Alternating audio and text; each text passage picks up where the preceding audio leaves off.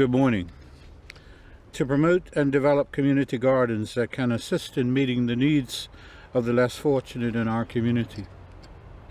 That's an excerpt from the 2017 Progressive Labour Party election platform regarding community gardens.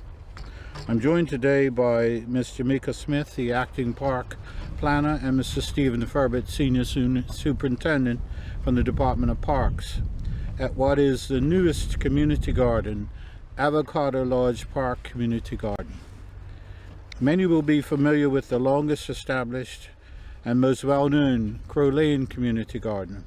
This garden, established in 1984, continues to flourish to this day and is the perfect example of a project leading to wider community collaboration that goes well beyond gardening.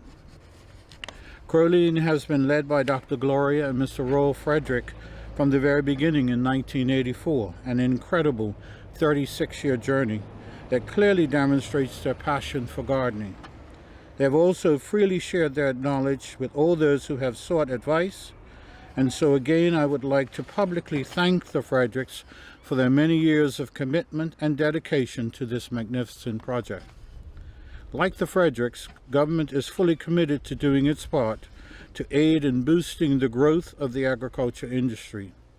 In July, I shared information on community gardens in Bermuda and the plan to establish one in every parish. In February, we established a community garden at Gibbs Hill Lighthouse Park that has proven very successful and well received by the Southampton community. Named Serenity Gardens, it is managed by the husband and wife team of Mr. Dave and Mrs.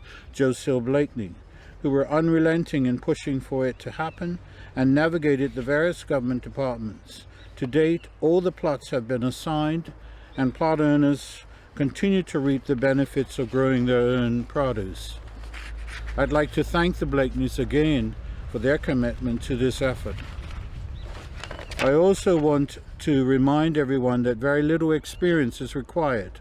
All that is needed is a love of our community and a desire to feed oneself. It's also clear that each garden must have a leader, ideally from the neighborhood, who is passionate about gardening and who will be the driving force to making it a success. I'm now pleased to announce that another site has been launched. The Tnatum Community Partners Garden is complete and ready for use.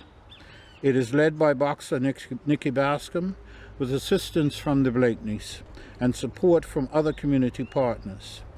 Anyone interested in a plot can go to Tnatum and make the arrangements directly with him. The Parks Department recently completed this community garden, located here at the top of Corkscrew Hill. This site is now available in offers 10, 15 by 12 foot plots. We are now seeking a community garden leader for this garden and others as they become active.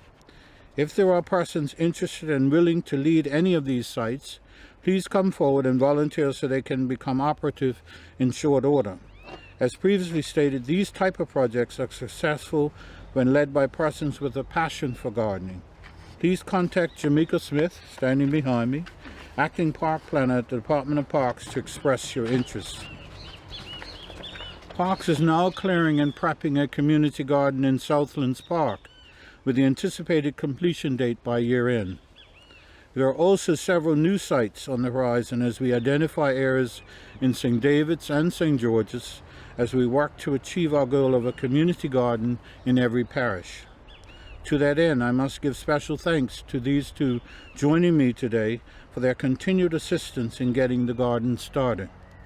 Separately, it must be said that not much land is required to create your own backyard garden. We know this from the number of requests we've had for mulch from Marsh Folly post-COVID lockdown. So much so that at times we have delivered truckloads of mulch to Serenity, Tnatum, and other community collection neighborhood sites such as Purvis Primary, Government Gate, Devonshire Community Garden, and Death Valley Field. To support home gardeners, we will deliver to other parts of the island as well. Members of the public need only speak to their Member of Parliament and he or she will make the necessary arrangements for mulch to be delivered to a community drop location in their neighborhood.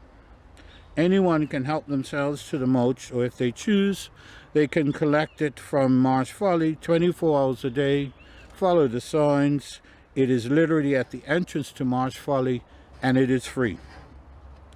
Lastly, I'd also like to invite those private landowners who have unused plots of land that may be suitable for a community garden to consider creating one, similar to the one organized by MP Michael Weeks a few weeks ago in Frizzles Hill. Again, the Department of Parks will be more than willing to lend a hand in helping to get it organized.